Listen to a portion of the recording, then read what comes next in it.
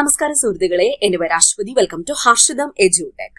ഒരു PSC ഉദ്യോഗാർത്ഥി നേരിടുന്ന ഏറ്റവും വലിയ ഒരു പ്രോബ്ലമാണ് ഞാൻ ഇന്ന് ഡിസ്കസ് ചെയ്യാൻ പോകുന്നത്. ആ പ്രോബ്ലത്തെ നിങ്ങൾക്ക് എങ്ങനെ തരണം ചെയ്യാൻ പറ്റും, അതിനുള്ള സൊല്യൂഷൻസും ഈ ഒരു വീഡിയോയിൽ പറയുന്നുണ്ട്. നിങ്ങൾ മിക്ക ആൾക്കാരും കേട്ടിട്ടുള്ള ചോദ്യമായിരിക്കും, ജോലിയൊന്നും ആയില്ലേ, കുറേ നാളായിട്ട് പഠിക്കുമല്ലേ, പ്രായം കുറേ ആയില്ലേ, കൂടെയുള്ള എല്ലാവർക്കും ജോലി ആയില്ലേ? ഇങ്ങനെയുള്ള ചോദ്യങ്ങൾ നിങ്ങൾ നേരിട്ടിട്ടുണ്ടോ? ഉണ്ടെങ്കിൽ താഴെ കമന്റ് സെക്ഷനിൽ ഒന്ന് പറയാവോ? നിങ്ങളെ ഏറ്റവും കൂടുതൽ സങ്കടപ്പെടുത്തിയ ഒരു കമന്റ് എന്തായിരുന്നു? ആ കമന്റ് അത് നിങ്ങൾ ഓർക്കാറുണ്ടോ? അത് താഴെ ഒന്ന് പറയാവോ? അത് നമുക്കൊരു പ്രത്യേക ഊർജം തരും. അതെങ്ങനെ ഊർജമാക്കി മാറ്റാം, അതാണ് ഈ വീഡിയോയിലൂടെ ഞാൻ ഡിസ്കസ് ചെയ്യാൻ പോകുന്നത്. ഹർഷിതം എഡ്യൂടെക്കിലേക്ക് എല്ലാവർക്കും സ്വാഗതം. എന്റെ പേര് അശ്വതി. നമ്മുടെ ചാനൽ ആദ്യമായിട്ട് ആരെങ്കിലും കാണുന്നുണ്ടെങ്കിൽ സബ്സ്ക്രൈബ് ചെയ്ത് ഫാമിലി മെമ്പർ ആയേക്കാം. ഓക്കെ, അപ്പൊ നമ്മളിപ്പോ ഒരു കല്യാണത്തിന് അല്ലെങ്കിൽ ബന്ധുക്കൾ കൂടുന്ന ഒരു സ്ഥലത്ത് പോവുകയാണെങ്കിൽ ബന്ധുക്കളൊക്കെ ചോദിക്കാൻ സാധ്യതയുള്ള ചോദ്യങ്ങളാണ് ഇതൊക്കെ. ഇത്രയും പഠിച്ചില്ലേ, ഡിഗ്രി എടുത്തു, പോസ്റ്റ് ഗ്രാജുവേഷൻ കഴിഞ്ഞു, ഇപ്പൊ PSCക്ക് കുറേ നാളായിട്ട് പഠിച്ചുകൊണ്ടിരിക്കുന്നു, വല്ലതും കിട്ടിയോ? എന്റെ മോൻ അവിടെ കിട്ടി, അല്ലെങ്കിൽ എന്റെ മോക്ക് ഇവിടെ കിട്ടി, അല്ലെങ്കിൽ എനിക്കറിയാവുന്നവർക്ക് ഇവിടെ കിട്ടി. അങ്ങനെയൊക്കെ നമ്മളെ എങ്ങനെയെങ്കിലും കുത്തി നോവിക്കാൻ വേണ്ടിയിട്ട് ഒരുപാട് ആൾക്കാർ നമുക്ക് ചുറ്റും ഉണ്ടാകും, അല്ലെ? അപ്പൊ ഇതിനെയൊക്കെ തരണം ചെയ്ത് എങ്ങനെ പഠിക്കാൻ പറ്റും, എങ്ങനെ പഠിച്ചു മുന്നേറാൻ പറ്റും? അപ്പൊ ഇവരോട്, അതായത് പഠിക്കുന്ന ഉദ്യോഗാർത്ഥികളോട് പറയുന്നതിന് മുന്നേ ഇങ്ങനെ ചോദിക്കുന്ന ആൾക്കാരോട് എനിക്ക് പറയാനുള്ളത്, ഇത് കേൾക്കുമ്പോൾ വലിയ സുഖമൊന്നും കിട്ടത്തില്ല കേട്ടോ. ഇത്രയും ഫ്രസ്ട്രേറ്റഡ് ആയിട്ട് പഠിക്കുന്ന ആൾക്കാരായിരിക്കും ഈ ഉദ്യോഗാർത്ഥികൾ. ഇപ്പോ വീട്ടിലെ കുട്ടി ഉണ്ടായിരിക്കും, വീട്ടു ജോലിക്കിടയിൽ അല്ലെങ്കിൽ തീരെ നിവർത്തിയില്ലാതെ ജോലിക്കൊക്കെ പോയി പഠിക്കുന്ന ആൾക്കാർ, ചെറിയ ചെറിയ ജോലിക്കായാലും ജോലിക്ക് പോയേ എനിക്ക് പഠനം മുന്നോട്ട് കൊണ്ടുപോകാൻ പറ്റൂ എന്ന് കരുതി പഠിക്കുന്ന ആൾക്കാർ, ഇവർക്ക് കിട്ടുന്ന വാല്യുബിൾ ടൈം എടുത്തിട്ടായിരിക്കും പഠിക്കുന്നത്. അങ്ങനെ പഠിച്ച് മുന്നേറി വന്ന എത്രയോ ആൾക്കാര്, അതിലൊരു വ്യക്തി ഞാനാണ്. അപ്പോൾ ഈ വഴിയിലൂടെ ഒക്കെ സഞ്ചരിച്ച വ്യക്തി എന്ന നിലയിൽ എനിക്ക് നന്നായിട്ട് എത്രത്തോളം ഈ മാനസിക വിഷമം ഈ ചോദ്യങ്ങളിലൂടെ ഉണ്ടാകും എന്ന് എനിക്ക് മനസ്സിലാക്കാൻ പറ്റും. പക്ഷെ നമ്മള് ആ ഒരു പോയിന്റിൽ, നമ്മൾ ജോലി വാങ്ങിക്കഴിഞ്ഞ ആ ഒരു പോയിന്റില് ഈ പറയുന്ന ആൾക്കാരൊക്കെ തന്നെ തിരിയും. അവള് മിടുക്കിയല്ലേ, പണ്ടേ അറിയാന്നുള്ളതല്ലേ, അവള് ബ്രില്യന്റ് അല്ലേ, എനിക്ക് അപ്പോഴേ അറിയായിരുന്നു അവൾക്ക് ജോലി കിട്ടും, അല്ലെങ്കിൽ അവന് ജോലി കിട്ടും. അപ്പൊ നിങ്ങൾ ഒരു കാര്യം ശ്രദ്ധിക്കാനുള്ളത്, ഈ പറയുന്ന ബന്ധുക്കള് അല്ലെങ്കിൽ നാട്ടുകാര്, ഇവര് നിങ്ങക്ക് ജോലി കിട്ടിയില്ലെങ്കിൽ എന്തായിരിക്കും പറയുന്നേ? അന്നേ പറഞ്ഞതല്ലേ, അവനെ കൊണ്ട് അല്ലെങ്കിൽ അവളെ കൊണ്ട് ഒന്നും ആകില്ല, വെറുതെ ഇങ്ങനെ പഠിച്ച സമയങ്ങളെ ഒന്നീ കല്യാണം കഴിക്കും, കല്യാണം കഴിക്കാതെ ഇപ്പൊ ജോലി കിട്ടിയിട്ട് കല്യാണം കഴിക്കുക എന്ന് പറഞ്ഞ് നിൽക്കുന്ന ഒരുപാട് പെൺകുട്ടികളുണ്ട്. അപ്പോ കല്യാണം കഴിഞ്ഞിട്ടും പഠിക്കാമല്ലോ, വയസ്സ് കടന്നു പോവും, പ്രായം കടന്നു പോവും എന്നൊക്കെ അവരോട് പറയും. കല്യാണം കഴിഞ്ഞാലോ, ഇനി ഒരു കുട്ടിയൊക്കെ ആയില്ലേ, ഇനി എവിടെയാ സമയം, കുട്ടിയുടെ പുറകെ നടക്കണം, കുട്ടിയെ പഠിപ്പിക്കണം, വീട്ടു ജോലി, ആ വക ഈ വക കാര്യങ്ങളൊക്കെ ഡീമോട്ടിവേറ്റ് ചെയ്യാനുള്ള ആൾക്കാരാണ് നമുക്ക് ചുറ്റുമുള്ളത്. നമുക്ക് എന്തെങ്കിലും കിട്ടിക്കഴിഞ്ഞാൽ എന്താ പറയും? മിടുക്കനാവള്, പണ്ടേ നന്നായിട്ട് പഠിക്കും, എനിക്ക് അപ്പോഴേ അറിയായിരുന്നു, ഇവക്കല്ലെങ്കിൽ അവന് ജോലി കിട്ടുമെന്ന് എനിക്ക് അപ്പോഴേ അറിയായിരുന്നു എന്ന് പറയൂ, അല്ലെ? അപ്പോ നിങ്ങൾ ഒരു കാര്യം ശ്രദ്ധിക്കുക, എപ്പോഴും ഓർക്കേണ്ട കാര്യം, ഇവരുടെ ആരുടെയും സർട്ടിഫിക്കറ്റ് നമുക്ക് ആവശ്യമില്ല. നമുക്ക് ജീവിക്കാൻ ഇവരാരും പൈസ കൊണ്ട് തരാനും പോകുന്നില്ല. കാണുമ്പോ എന്തെങ്കിലും ഒന്ന് പറഞ്ഞ് കുത്തി നോവിക്കുക. പോസിറ്റീവ് പറയുന്നേക്കാളും നെഗറ്റീവ് പറയാനാണല്ലോ ആൾക്കാർക്ക്. എന്തെങ്കിലും നെഗറ്റീവ് കിട്ടുന്നുണ്ടോ, അതാണ് ആൾക്കാർ നോക്കുന്നത്. പോസിറ്റീവ് തിങ്കിങ് ഉള്ള ആൾക്കാർ വളരെ കുറവാണ്. എന്തെങ്കിലും നെഗറ്റീവ് ഒരാളെ കാണുമ്പോഴത്തേക്കും എങ്ങനെ അയാളെ കുത്തി നോവിക്കാം, എങ്ങനെ നെഗറ്റീവ് പറഞ്ഞ് അയാളെ അടിച്ചമർത്താം എന്നായിരിക്കും നോക്കുന്നത്. ഒരാളെക്കാളും മറ്റൊരാൾ മുന്നോട്ട് കയറുന്നത് സഹിക്കാൻ പറ്റാത്ത ആൾക്കാരാണ് കൂടുതലും. അപ്പൊ ഇതൊക്കെ എങ്ങനെ നിങ്ങൾക്ക് മറികടക്കാൻ പറ്റും? ഞാൻ എങ്ങനെ മറികടന്നു സർക്കാർ ജോലി വാങ്ങി? ആ റൂൾസ് പറഞ്ഞു തരട്ടെ. 3 കാര്യങ്ങൾ നിങ്ങൾ ഓർത്താൽ മതി. ആദ്യത്തെ റൂള്, നിങ്ങളുടെ ലക്ഷ്യം സ്വകാര്യമാക്കി വെക്കുക എന്നതാണ്. നിങ്ങൾ ഒരു PSC പരീക്ഷയ്ക്ക് പഠിക്കുകയാണോ? ആരോടും പറയണ്ട. നിങ്ങൾ ഒരു കാറ് വാങ്ങിയോ? ആരോടും പറയണ്ട. നിങ്ങൾ വീട് വാങ്ങിയോ? ആരോടും പറയണ്ട. നിങ്ങളുടെ പ്രധാനപ്പെട്ട കാര്യങ്ങൾ അല്ലെങ്കിൽ നിങ്ങൾ നാളെ ചെയ്യാൻ ഉദ്ദേശിക്കുന്ന കാര്യങ്ങൾ രഹസ്യമാക്കി വെക്കുക. നിങ്ങളുടെ റിസൾട്ട് സംസാരിക്കണം. അതിലേ കാര്യമുള്ളൂ. ഞാനിത് ചെയ്യാൻ പോവാണേ എന്ന് 10 പേരോട് പറയുമ്പോൾ അവനത് ചെയ്യുന്നു, ഇവനത് ചെയ്യുന്നു, അങ്ങനെ 10 100 പേരിലേക്ക് അറിയും. അത് നിങ്ങൾക്ക് ചെയ്യാനും പറ്റത്തില്ല. നെഗറ്റീവ് നിങ്ങളിലേക്ക് വന്നുകൊണ്ടിരിക്കും. അതുകൊണ്ട് നിങ്ങൾ എന്താ ചെയ്യേണ്ടത്? എല്ലാവരോടും ഞാൻ PSC പഠിക്കുകയാണ് എന്ന് വിളിച്ചു പറഞ്ഞ് നടക്കേണ്ട ആവശ്യം ഇല്ല. നിങ്ങളുടെ റിസൾട്ട് വേണം അവിടെ സംസാരിക്കാൻ. നിങ്ങളുടെ റിസൾട്ട് സംസാരിക്കണം. അപ്പോൾ നിങ്ങൾ വിളിച്ചു പറയേണ്ടത് എനിക്ക് അപ്പോയിന്റ്മെന്റ് ലെറ്റർ കിട്ടി, ഞാൻ നാളെ ജോയിൻ ചെയ്യുക, അല്ലെങ്കിൽ ജോയിൻ ചെയ്ത് കഴിഞ്ഞിട്ട് പറയണം ഞാൻ ജോയിൻ ചെയ്ത് കേട്ടോ. അല്ലെങ്കിൽ നിങ്ങൾ സ്റ്റാറ്റസ് ആ സമയത്ത് ജോയിൻ ചെയ്ത സമയത്ത് സ്റ്റാറ്റസ് ഇടണം. അല്ലാതെ പരീക്ഷയ്ക്ക് പ്രിപ്പയറിംഗ് ഫോർ PSC എക്സാം അല്ലെങ്കിൽ കൂട്ടുകാരുടെ കൂടെ കമ്പൈൻ സ്റ്റഡിയൊക്കെ നടത്തുന്നതൊക്കെ സ്റ്റാറ്റസ് ഇട്ട് കഴിഞ്ഞാൽ കഴിഞ്ഞു പിള്ളേരെ കാര്യം. അങ്ങനത്തെ ഒന്നും ഇടല്ലേ. അപ്പൊ നിങ്ങൾ ഓർക്കേണ്ട ഒന്നാമത്തെ കാര്യം, നിങ്ങളുടെ ലക്ഷ്യം സ്വകാര്യമാക്കി വെക്കുക. ഓക്കെ, ചെയ്യുമല്ലോ.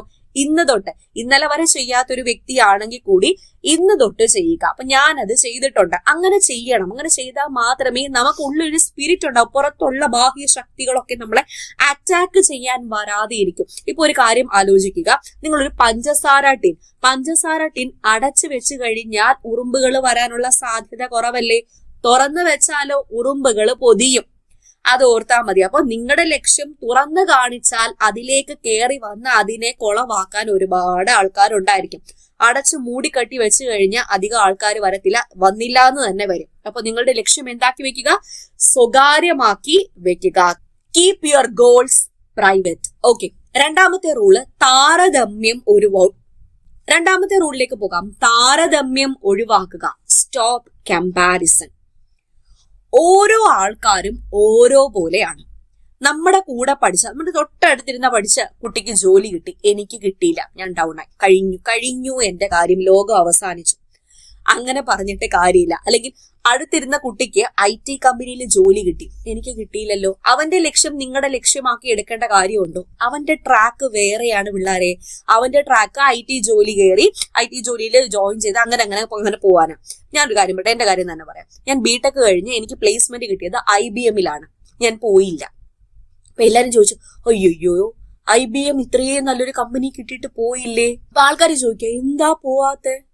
കൂടെയുള്ള എല്ലാരും ജോയിൻ ചെയ്തല്ലോ, ഇങ്ങനെ നല്ലൊരു അവസരം കിട്ടിയിട്ട് കളഞ്ഞല്ലോ. പക്ഷേ എന്റെ ലക്ഷ്യം എന്തായിരുന്നു? സർക്കാർ ജോലി. ഞാൻ പറഞ്ഞു എനിക്ക് സർക്കാർ ജോലിയാണ് താല്പര്യം. അപ്പൊ പിന്നെ എന്തിനാ BTech പഠിച്ചത്? BTech പഠിച്ചത് കൊണ്ട് എനിക്ക് ദോഷമൊന്നും ഉണ്ടായിട്ടില്ല.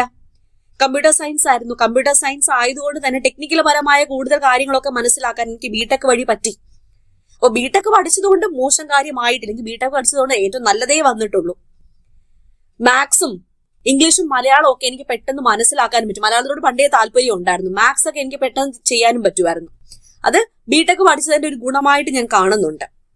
അപ്പോൾ നിങ്ങൾ ശ്രദ്ധിക്കേണ്ട കാര്യം, മറ്റൊരാൾക്ക് ചെയ്യാൻ പറ്റി, എനിക്ക് ചെയ്യാൻ പറ്റിയില്ല, അങ്ങനൊരു താരതമ്യം നിങ്ങൾ ഒഴിവാക്കുക. കൂടെ പഠിച്ചവർ IT കമ്പനിയിൽ കയറിയെന്നോ അല്ലെങ്കിൽ വിദേശത്ത് പോയെന്നോ ഓർത്ത് നിങ്ങൾ വിഷമിക്കേണ്ട കാര്യമില്ല. ഇതിന്റെ PDF വേണമെന്നുണ്ടെങ്കിൽ SM താഴെ കമന്റ് ചെയ്താൽ മതി, ഞാൻ ഇട്ട് തരാം. ടെലഗ്രാം ചാനൽ ഇട്ട് തരാം. കാരണം ഞാൻ ഡീറ്റെയിൽ ആയിട്ട് എല്ലാം പറഞ്ഞിട്ടുണ്ട്. അപ്പോൾ അവരുടെ ട്രാക്ക് വേറെയാണെന്നും നിങ്ങളുടെ ട്രാക്ക് വേറെയാണെന്നും മനസ്സിലാക്കുക. നിങ്ങൾ പ്രിപ്പയർ ചെയ്യുന്നത് PSC പരീക്ഷ അല്ലെങ്കിൽ സർക്കാർ ജോലിക്ക് വേണ്ടിയാണ്. അപ്പൊ അതായിരിക്കണം നിങ്ങളുടെ ലക്ഷ്യം. നിങ്ങളുടെ ലക്ഷ്യത്തിൽ ഉറച്ചു നിൽക്കുക. അപ്പൊ നിങ്ങൾ എന്ത് ചെയ്യുക? നിങ്ങളുടെ കഴിവിൽ വിശ്വസിക്കുക. ആർക്കും കഴിവില്ലാതെ ഇല്ല, എല്ലാവർക്കും കഴിവുണ്ട്. ആ കഴിവിനെ നിങ്ങളായിട്ട് അടിച്ചമർത്താൻ പാടില്ല. ഓക്കെ, താരതമ്യം ചെയ്ത് നെഗറ്റീവ് തോട്ട്സ് ഒക്കെ വന്ന് അങ്ങനെ നിങ്ങളുടെ കഴിവുകളെ നിങ്ങൾ അടിച്ചമർത്താൻ പാടില്ല. സ്ട്രോങ് ആയിട്ട് എപ്പോഴും ഒരു വിൽ പവർ ഉണ്ടായിരിക്കണം. സ്വയം വിശ്വസിക്കണം. ഓക്കെ, താരതമ്യം ഒഴിവാക്കുമല്ലോ. Okay, set. ഇനി മൂന്നാമത്തെ റൂള്, സെൽഫിഷ് ആകുക. എന്തിനോട് സെൽഫിഷ് ആകുക? നിങ്ങളുടെ സമയത്തോട് തന്നെ. നിങ്ങൾക്ക് ജോലി കിട്ടുന്നത് വരെ ഇച്ചിരി കല്യാണങ്ങളും പാർട്ടീസും അങ്ങനത്തെ കാര്യങ്ങളൊക്കെ ഒന്ന് മാറ്റിവെച്ചോ. നിങ്ങൾ ഈ ഒരു വർഷം നിങ്ങൾക്ക് വേണ്ടി മാത്രം ചെലവിട്ടാൽ ഒരു 30 വർഷത്തേക്ക്, അല്ലെങ്കിൽ നിങ്ങൾ കയറുന്ന ആ ഒരു ഏജ് വെച്ചിട്ട് ഒരു 25 വർഷം അല്ലെങ്കിൽ 20 വർഷം നിങ്ങൾക്ക് ഒന്നും നോക്കണ്ട. പിന്നെ ഒരു ദിവസം നിങ്ങൾക്ക് ഇതുപോലെ എക്സാമിന് വേണ്ടി പ്രിപ്പയർ ചെയ്യേണ്ട. നിങ്ങൾ ജോലിക്ക് കയറി കഴിഞ്ഞു, പിന്നെ ജോലിയുടെ കാര്യം നോക്കി അങ്ങ് പോയാൽ മതി. ജോലിയിൽ എന്തെങ്കിലും ഡിപ്പാർട്ട്മെന്റൽ ടെസ്റ്റോ അങ്ങനെ ഹയർ പോസ്റ്റിന് വേണ്ടിയുള്ള ടെസ്റ്റോ എന്തെങ്കിലും ഉണ്ടെങ്കിൽ അത് എഴുതിയാൽ മതി. അപ്പൊ നിങ്ങൾ എന്ത് ചെയ്യുക? സെൽഫിഷ് ആകുക. അതായത് എല്ലാ ഫംഗ്ഷനുകൾക്കും പോകാനോ എല്ലാവരെയും പ്രീതിപ്പെടുത്താനോ നിന്നാൽ നിങ്ങളുടെ ഈ വാസ്റ്റ് ആയിട്ടുള്ള സിലബസ് തീരുവോ? ഇല്ല. അപ്പൊ നമ്മുടെ ഹർഷിതം എഡ്യൂടെക് ആപ്പിൽ ഇപ്പോൾ പഠിച്ചുകൊണ്ടിരിക്കുന്ന കുട്ടികൾക്ക് കൃത്യമായ സ്റ്റഡി പ്ലാൻ വെച്ചിട്ട് അവർ സിലബസ് തീർത്തുകൊണ്ടിരിക്കുക വിത്ത് എക്സാംസ്. ഇപ്പൊ പുതിയ ബാച്ചുകൾ നമ്മളിങ്ങനെ സ്റ്റാർട്ട് ആയിക്കൊണ്ടേയിരിക്കുന്നു. ഓരോരുത്തർക്കും എല്ലാവർക്കും നമ്മൾ മോട്ടിവേഷൻസും അതുപോലെ ഗൈഡൻസും ഒക്കെ കൊടുത്ത് അവർ കൃത്യമായിട്ട് പഠിച്ചു പോകുന്നു. അപ്പൊ നിങ്ങളുടെ സിലബസ് നിങ്ങൾ കൃത്യമായിട്ട് തീർക്കാൻ വേണ്ടി ശ്രമിക്കുക. ഹർഷിത എഡ്യൂടെക് എപ്പോഴും അതിന് കൂടെ ഉണ്ട്.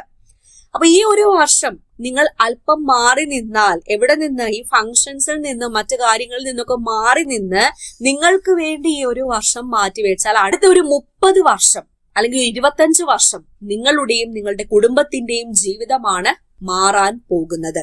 അപ്പൊ എപ്പോഴും ഓർക്കേണ്ട കാര്യം, ഇങ്ങനത്തെ പഠിക്കാൻ എടുക്കുമ്പോ ഇങ്ങനത്തെ നെഗറ്റീവ് തോട്ട്സ് വന്നാൽ അഡ്വൈസ് മെമ്മോ വാങ്ങുന്ന കാര്യം, അഡ്വൈസ് മെമ്മോ പോസ്റ്റ്മാൻ വീട്ടിൽ കൊണ്ട് തരുന്ന കാര്യം ഓർക്കുക. അപ്പോയിന്റ്മെന്റ് ലെറ്റർ കിട്ടുന്ന കാര്യം ഓർക്കുക. വീട്ടുകാരുമൊത്ത് നമ്മളെ ഓഫീസിൽ ജോയിൻ ചെയ്യാൻ പോകുന്നത് ഓർക്കുക. രജിസ്റ്ററിൽ ഒപ്പുവെക്കുന്നത് ഓർക്കുക. എന്ത് മനോഹരമായ കാഴ്ച. അപ്പോ ഇങ്ങനെ ബ്യൂട്ടിഫുൾ ആയിട്ടുള്ള തിങ്കിങ് വരട്ടെ. നെഗറ്റീവ് എല്ലാം മാറ്റിക്കോളൂ. ഓക്കെ, അപ്പൊ സെറ്റ് അല്ലേ? അപ്പൊ നിങ്ങൾ ഓർക്കേണ്ട കാര്യം ഈ ഒരു കാര്യമാണ്. എല്ലാവരും ചിരിച്ച മുഖത്തോടുകൂടി ഓ യു അച്ചീവ്ഡ്, അവന് നേടാൻ കഴിഞ്ഞു. ഞാൻ അപ്പോഴേ പറഞ്ഞതല്ലേ, അവൻ അല്ലെങ്കിൽ അവൻ മിടുക്കിയാണ് എന്ന് എല്ലാരെയും കൊണ്ട് പറയിപ്പിക്കണം. എപ്പോഴും ഡ്രീം, ബിലീവ്, അച്ചീവ്. ഓക്കെ, അപ്പൊ സെറ്റ് അല്ലേ? അപ്പൊ ഇങ്ങനത്തെ മോട്ടിവേഷൻ സെഷൻസ് ഇനിയും ഒരുപാട് ചെയ്യാൻ വേണ്ടി ശ്രമിക്കാം. ഒരുപാട് ആൾക്കാര് വെറുതെ പഠിച്ചു പോയിട്ട് കാര്യമില്ല. നിങ്ങളെ കുറച്ച് മോട്ടിവേറ്റഡ് ആയിട്ടിരിക്കാം. എപ്പോഴും പോസിറ്റീവ് അറ്റ്മോസ്ഫിയർ ചുറ്റും ക്രിയേറ്റ് ചെയ്യുക. നിങ്ങളും മറ്റൊരാളോട് നെഗറ്റീവ് പറയാതെ ഇരിക്കാം. ഓക്കെ, അപ്പൊ ഹർഷിതം എഡ്യൂടെക് ആപ്പിൽ ജോയിൻ ചെയ്യാൻ താല്പര്യമുള്ളവർക്കൊക്കെ ജോയിൻ ചെയ്യാവുന്നതാണ്. ഇപ്പോൾ ബക്രീദ് ഓഫർ അവൈലബിൾ ആണ്. 10% ഓഫ് ഈ പറയുന്ന company LGS, BFA, Bevco, LD combo batch, various LGS എല്ലാ യൂണിഫോം പോസ്റ്റ്, എല്ലാ ഡിഗ്രി ലെവൽ കോഴ്സുകൾക്കും അവൈലബിൾ ആണ്. ബക്രീദ് എന്ന കൂപ്പൺ കോഡ് അപ്ലൈ ചെയ്താൽ മതി. നമ്മൾ ജൂൺ 1 പുതിയ LDCയുടെ ബാച്ച് സ്റ്റാർട്ട് ചെയ്യുകയാണ്. അപ്പൊ അതിലേക്കുള്ള അഡ്മിഷനും ഓപ്പൺ ആണ്. 2 ഇൻസ്റ്റാൾമെന്റ് ആയിട്ട് ഫീസ് അടയ്ക്കാനും പറ്റും. ഈ ബാച്ചിൽ നിങ്ങൾക്ക് നോട്ട് പ്രിന്റ് എടുക്കാൻ പറ്റും കേട്ടോ. ഡൗൺലോഡ് ചെയ്ത് പ്രിന്റ് എടുക്കാൻ പറ്റുന്ന നോട്ട് ഉൾപ്പെടെയാണ്. ഓക്കെ, അപ്പൊ സെറ്റായി എന്ന് വിചാരിക്കും. നിങ്ങളുടെ സങ്കടങ്ങളും കാര്യങ്ങളൊക്കെ താഴെ കമന്റ് ചെയ്തോളൂ. അതിനുള്ള പരിഹാരങ്ങൾ ഓരോ വീഡിയോസ് ആയിട്ട് ഞാൻ ചെയ്തു തരാം. ഓക്കെ, അപ്പൊ അടുത്ത ക്ലാസ്സിൽ വീണ്ടും കാണാം. Thank you.